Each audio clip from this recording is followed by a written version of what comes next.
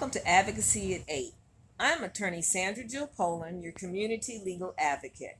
Advocacy at 8 is my new YouTube legal series, which launched October 1st, 2018. This series of legal education videos will be posted daily on YouTube at 8 p.m. Each video, in 8 minutes or less, will educate you on an important legal issue. You and your community at large will be enlightened and empowered. Thank you and your community for viewing Advocacy at 8. I am attorney Sandra Jill Poland, your community legal advocate. This week we've been talking about trust. This is the last video, part 7 on trust. And in our prior videos, we've talked about spendthrift trust, Medicaid asset protection trust, generation skipping trust, special needs trust. A lot of times we, in error, think that trusts are for the super wealthy. But the Medicaid Asset Protection Trust that I talked about in yesterday's video, and the Spendthrift Trust and the Special Needs Trust, all families need to know how these trusts work because they are especially helpful in trying to preserve and pass on assets. So I would encourage you to take the time, if you haven't already, and view the first 6 videos. The information shared in these videos is very valuable, and we deliver the information in a way that is easily understood. Now, in this episode, we're going to be talking about trust used as a premarital and an estate planning tool.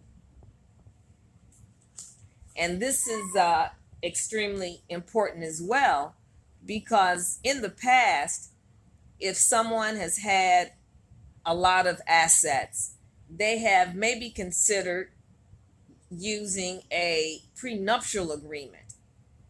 And so if someone's getting married again after a divorce, or after their first spouse dies, or if someone is again very wealthy and they want to preserve their assets, they may think about entering into a prenuptial agreement.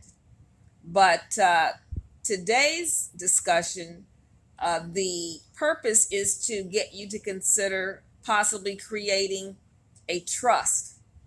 And so we want you to think about creating a trust, and that there are some advantages in creating a trust, that there are advantages over a prenuptial agreement. A prenuptial agreement is an agreement that must be entered into by the prospective spouses voluntarily. Therefore, it can be avoided or made null and void if the party can demonstrate that he or she entered into it not voluntarily, but was forced, either because of fraud, duress, or undue influence. They would want to go to court, argue to avoid the prenuptial agreement, and taking the time and the expense to do that is very expensive, both in terms of your time as a resource and also monetary resources. You have to show that the prenuptial agreement is void and should not be upheld. So rather than do that, the alternative is to enter into an irrevocable trust. The problems with prenuptial agreements have allowed individuals to consider irrevocable trusts when planning for a second marriage or even a first marriage, if you're thinking about ways to preserve and protect your assets for your beneficiaries. Now, do the same problems that come with a prenuptial agreement come with an irrevocable trust? No. That's because with a prenuptial agreement, you have to get the other party to enter into the agreement, and you have to show that they entered into the contract voluntarily. Sometimes it's challenging to do that, but that's not an issue with establishing an irrevocable trust, because the trust is set up by one party and can be done without the other party's consent or even knowledge. And you certainly don't need to get the other party to sign off saying they agree to the terms. Establishing an irrevocable trust is what one party can do by themselves. The other party doesn't have to sign the document. The other party doesn't even have to know about it. Although I think that would be something to discuss with the other party before the marriage. One party takes all of her possessions, including, let's say, real estate, intellectual property, and places it in irrevocable trust. They do that before they get married. They appoint themselves as the trustee, and if they should die, then they would appoint a successor trustee, someone that's going to manage the assets, and those assets can grow in value. Since the assets in the trust would not be considered marital assets, and the reason that they would not be considered marital assets is because they're placed in the trust before the marriage. Therefore, a judge overseeing any divorce action between the parties would exclude those assets as not being marital assets. Therefore, they would not be available for division or distribution in the divorce action.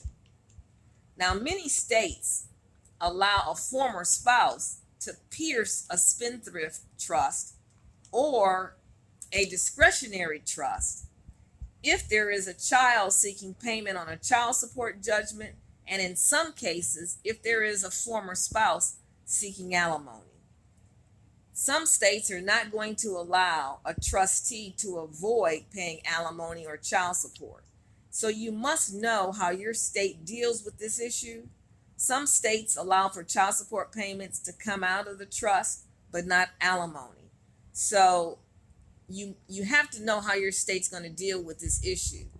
Some states have a public policy that they favor the enforcement of child support orders or alimony orders, and they're not going to allow someone to establish a trust to avoid child support or alimony.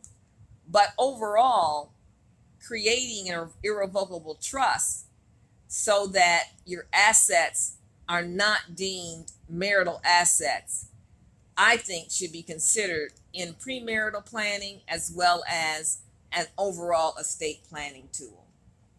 We thank you for viewing Advocacy at 8, and we're excited about the episodes that we've done on trust.